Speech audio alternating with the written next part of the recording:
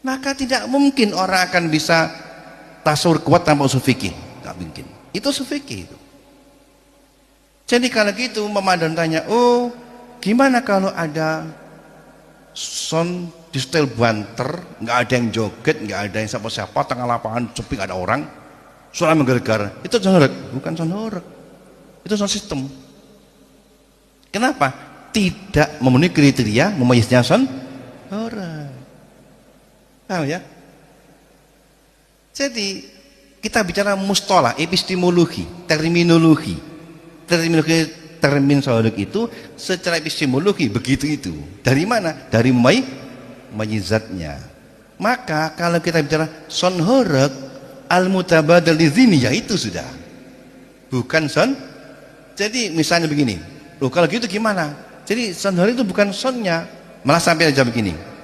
Kalau sound horeg haram mutlak, gimana kalau ada Habib Syekh sholawatan nyewa soundnya brewok sound horeg gitu? Kan itu sound horeg gitu kan. Saya jawab, itu bukan sound horeg. Lo kan soundnya bukan sound horeg. Bukan. Buktinya, ini buktinya. Ada Habib Syekh sholawatan nyewa soundnya brewok sound horeg gitu.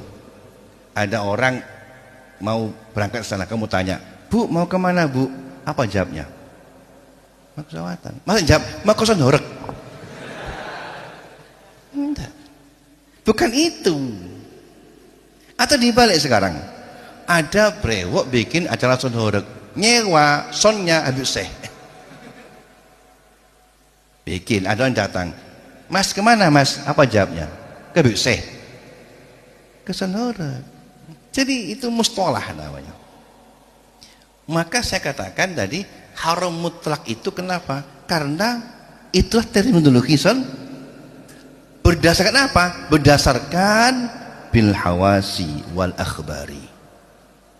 Tadi toriknya kan, ada toriknya, sudah saya naldor, di nalder, kemudian disimpulkan tasawurnya. Nah, tasawur dapat, baru tasdik. Kita ambil apa di situ isinya, al maknanya, ya jelas. Maka bukan semata-mata menghukumi suara kerasnya saja. Kenapa? Karena sound horeg itu tidak hanya suara keras. Maka saya katakan ini bukan sistem. Kalau sound system akan muncul tafsil kalau mengganggu dan mengganggu. Kalau sound system, kenapa? Karena sistem hanya suara, aspek suara saja yang menjawab dengan hukum. Tapi kalau sound horeg, aspek hukumnya apa? Ya suaranya, ya mungkarotnya. Jadi kalaupun nggak mengganggu, karena begini, kenapa nggak tafsir saja? Kalau mengganggu haram, kalau nggak haram, baik.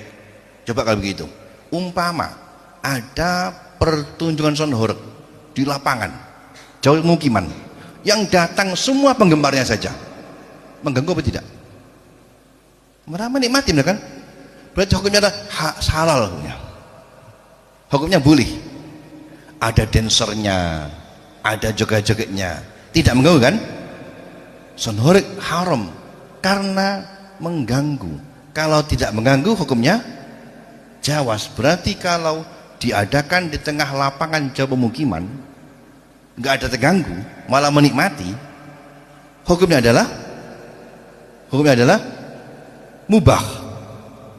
Ada dancernya yang behendel itu,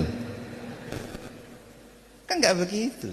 Itu namanya tasawur. Begitu caranya. Maka oleh karena itu kalau bahasa itu harus punya dasar usul fikih.